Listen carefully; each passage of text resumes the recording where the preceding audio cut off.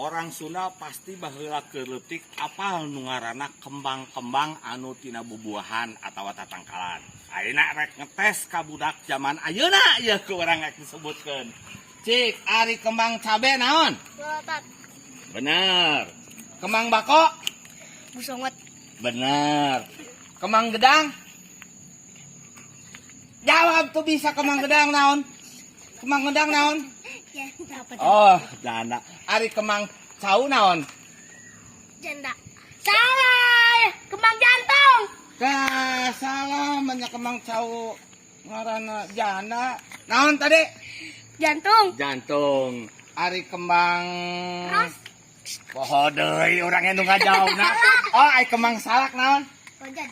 Gojod tah. Jadi budak ayeuna pasti geus apal ngaranna kembang-kembang atawa kembang tina bumbuahan. Sip, tatar kalau Ciamis. Oke.